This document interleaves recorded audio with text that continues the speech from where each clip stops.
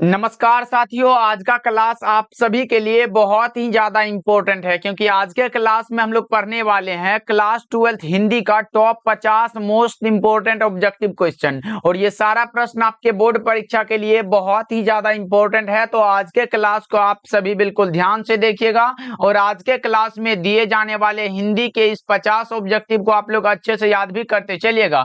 Okay, चलिए फिर class को स्टार्ट करते हैं। सारे बच्चे हमारे साथ चैट सेक्शन में आंसर को लगाते भी चलिएगा और लास्ट में बताइएगा कि इस 50 ऑब्जेक्टिव में आप लोग सही कितना कर पाते हो। जिसमें कि फर्स्ट नंबर सवाल आपके सामने है, बता दो क्या होगा इसका सही जवाब। पहला नंबर सवाल कर आपके सामने है, बता दो सूरदास की रचनाओं की भाषा क्या है। बताएंगे सभी बच्चे चैट सेक्शन में। देखो मैं बता दूं, सूरदास की रचनाओं की जो भाषा है वो ब्रज भाषा है। करेक्ट आंसर हमारा बी हो जाएगा। सभी बच्चे याद रखिएगा, सूरदास की रचनाओं की भाषा का जो नाम है वो है ब्रज भाषा। आगे बढ़ते हैं बच्चों। अगला प्रश्न हमारे सामने दूसरा नंबर सवाल है, सत्संग में किनकी अभिरुचि थी। बहुत ही अच्छा क्वेश्चन है। सत्संग में किनकी अभिरुचि थी, तो सूरदास की। किनकी अभिरुचि थी सत्संग में, सूरदास की। याद रखोगे आप लोग। चलिए अगले प्रश्न को देखते हैं। तीसरा नंबर सवाल है, मात्र 50 ऑब्जेक्टिव है, सारे बच्चे आंसर को लगाते चलेंगे हमारे साथ। देखिए तीसरा नंबर सवाल कर रहा है, कवितावली के रचनाकार कौन है। कवितावली जो रचना है वो किनकी रचना है, ये आपसे पूछा गया है। बताओ सूरदास होगा, नाभादास, तुलसीदास या फिर भूषण। तो कवितावली तुलसीदास की रचना है। कवितावली आए, गीतावली आए या फिर विनय पत्रिका आए, रामचरितमानस आए, ये सारे के सारे तुलसीदास की रचना। इसलिए करेक्ट आंसर जो होगा वो ऑप्शन सी होगा। फोर्थ नंबर सवाल है आपके सामने, बता दो बच्चों क्या होगा। भूषण की कविता में कौन सा रस पाया जाता है। कई बार आपके बोर्ड परीक्षा में पूछा गया प्रश्न है, बता दो भूषण की कविता में कौन सा रस पाया जाता है। तो भूषण जी वीर रस के महान कवि माने जाते हैं। इसलिए आपका करेक्ट आंसर जो होगा वो ऑप्शन ए हो जाएगा। 4 का जितने भी बच्चे ऑप्शन नंबर ए को लगा रहे हो उसका सही जवाब हो जाएगा। इसलिए सारे बच्चे हमारे साथ आंसर को लगाते चलना। चलिए हम पांचवा नंबर सवाल देखते हैं। ये रहा आपके सामने, काशी में कितने वर्ष रहकर तुलसीदास विद्याध्ययन किए थे। बता दो आप लोग, काशी में कितने वर्ष रहकर तुलसीदास विद्याध्ययन किए थे। तो 15 वर्षों तक। कितने वर्षों तक, 15 वर्षों तक बच्चों।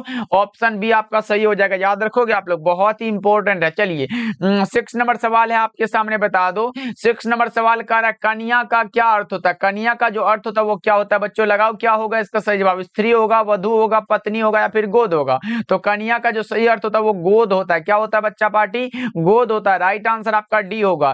चलिए 7 नंबर सवाल है आपके सामने, बता दो 7 नंबर सवाल कर नाभादास किसके शिष्य थे। बताएंगे सभी बच्चे, नाभादास जो शिष्य थे वो किसके थे। अगर शिष्य पूछे तो वो स्वामी अग्रदास के थे। शिष्य किसके थे बच्चों, स्वामी अग्रदास के थे। लेकिन अगर पूछे नाभादास किसके समकालीन थे, क्या पूछे, अगर पूछे नाभादास किसके समकालीन थे, अगर समकालीन पूछे तो ये तुलसीदास के समकालीन थे। ये भी आप लोग याद रखोगे। आगे बढ़ती है बच्चा पार्टी।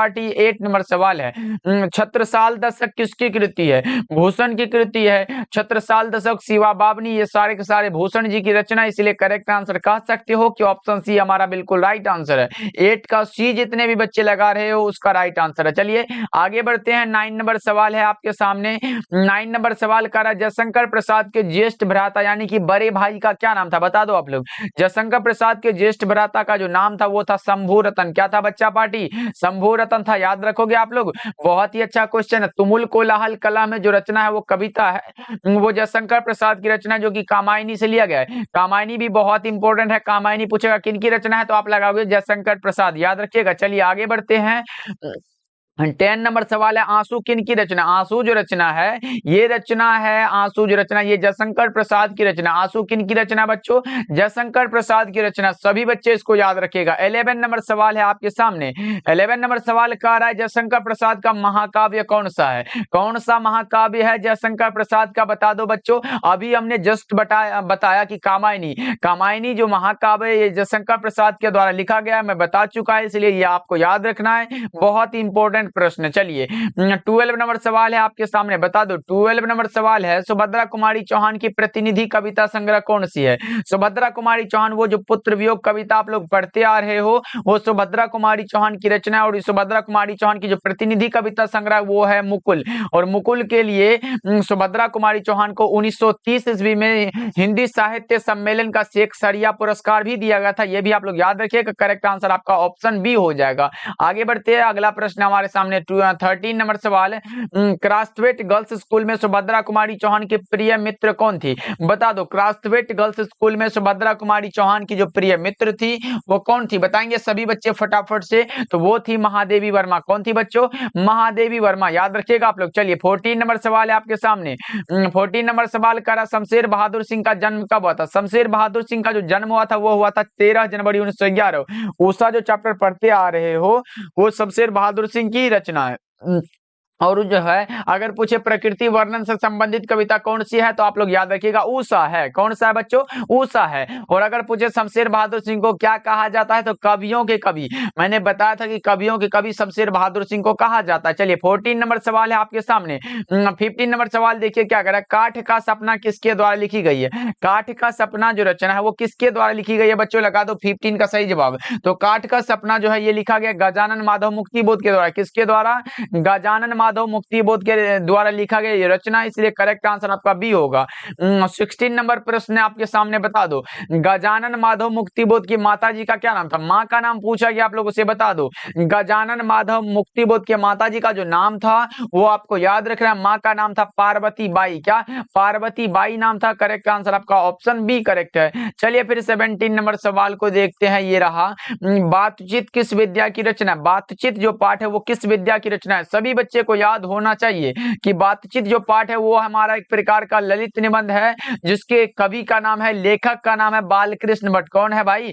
बातचीत पाठ के लेखक का नाम क्या है? तो बालकृष्ण भट्ट है। सभी बच्चे याद रखोगे, बालकृष्ण और कौन सा भट्ट हो जाएगा। अगर पूछे बालकृष्ण भट्ट का जन्म कब हुआ था? 23 जून 1844 को जन्म हुआ था और 20 जुलाई 1914 को निधन हुआ था। अगर पूछे बालकृष्ण भट्ट के पिता का क्या नाम था तो बालकृष्ण भट्ट के पिता का नाम था बेनी प्रसाद भट्ट और माता जी का नाम था पार्वती देवी। ये भी आप लोग याद रखोगे। चलिए 18 नंबर सवाल है आपके सामने, बता दो 18 नंबर सवाल कर बालकृष्ण भट्ट किस काल के रचनाकार है? बालकृष्ण भट्ट जी किस काल के रचनाकार है? काल पूछे तो आधुनिक काल लगाओगे, काल पूछे तो आप लोग क्या लगाओगे? आधुनिक काल। अगर युग पूछे बालकृष्ण भट्ट किस युग के रचनाकार है तो भारतेंदु युग हो जाएगा। ये भी आप लोग याद रखोगे। चलिए फिर 19 नंबर सवाल है आपके सामने।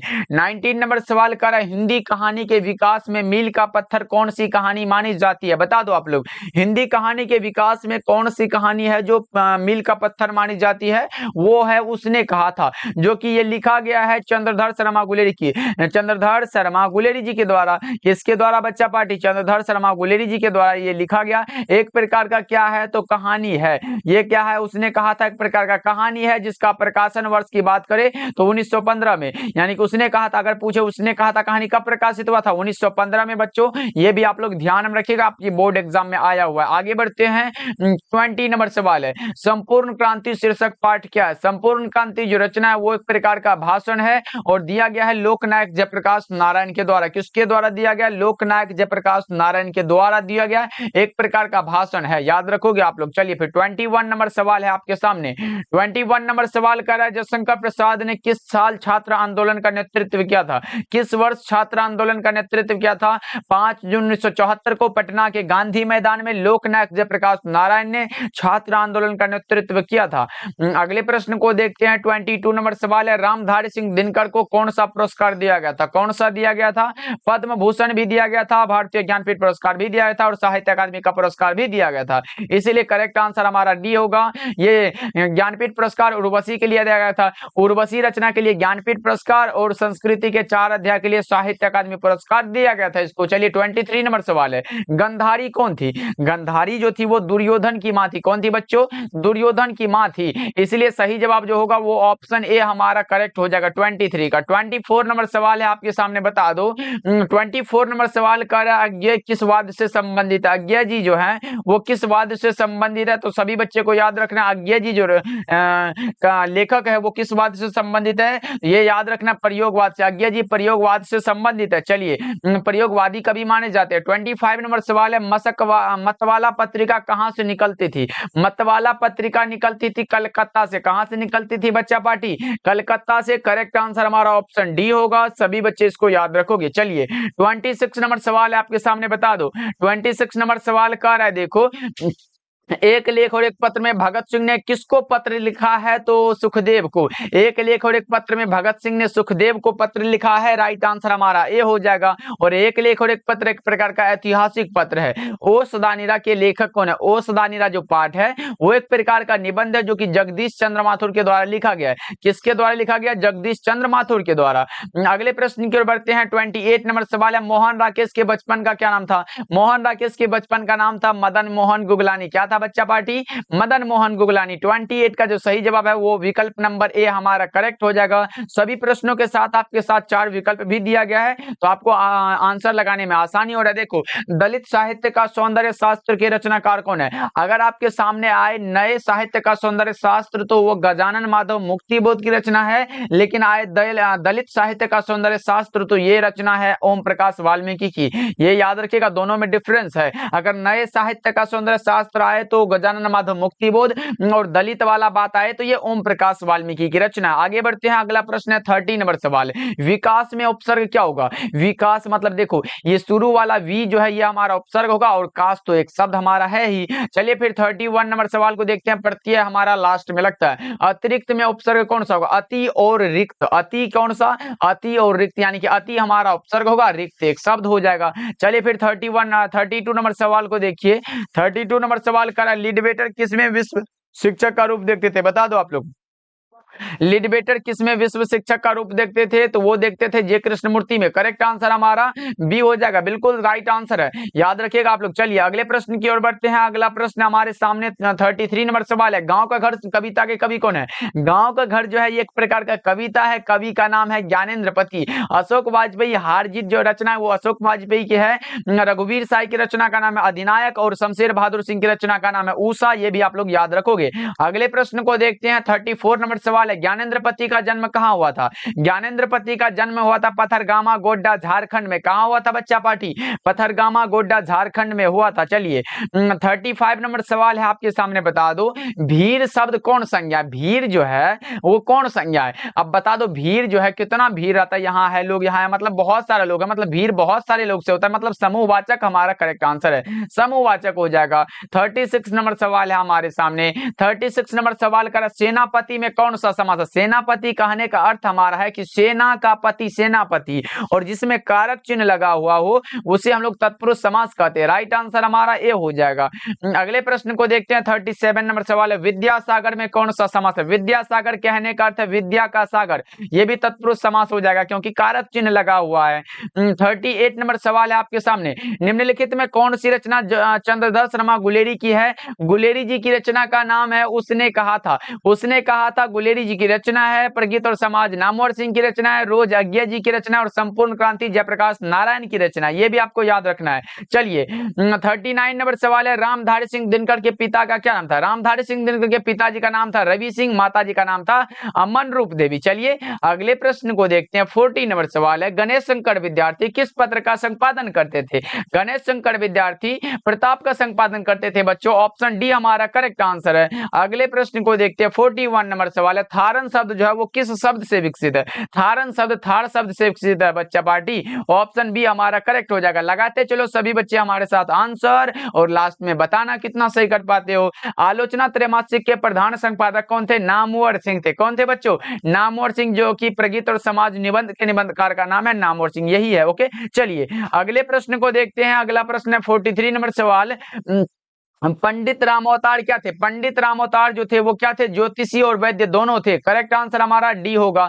44 नंबर सवाल है बच्चों। 44 नंबर सवाल कर आपके सामने है, बता दो 44 नंबर सवाल कर, सुभद्रा कुमारी चौहान का जन्म कब हुआ था? सुभद्रा कुमारी चौहान का जन्म हुआ था 16 अगस्त 1904 को। कब हुआ था बच्चा पार्टी? 16 अगस्त 1904 को जन्म हुआ था, और 15 फरवरी 1948 को इसका निधन हो गया था कार दुर्घटना में। देखिए 45 नंबर सवाल है कि आत्महत्या के विरुद्ध किन की रचना है? रघुवीर साई रचना है। आत्महत्या के विरुद्ध कई बार आपके बोर्ड एग्जाम में आया हुआ प्रश्न है, तो बहुत ही इंपॉर्टेंट है। चलिए 46 नंबर सवाल है हमारे सामने, बता दो पाठक शब्द का स्त्रीलिंग रूप क्या होता है? पाठक का पाठिका होता है। पाठक का क्या होगा बच्चों? पाठिका हो जाएगा। इसलिए सही जवाब जो हम कह सकते हैं कि ऑप्शन बी हमारा राइट आंसर है। चलिए 47 नंबर सवाल को देखिए। 47 नंबर सवाल कर, क्रिया के कितने भेद होते? क्रिया जो होते वो कितने भेद होते बता दो आप लोग। तो एक हमारा होता है सकर्मक क्रिया, और दूसरा होता है अकर्मक क्रिया। कितना हुआ? 2 ही तो हुआ।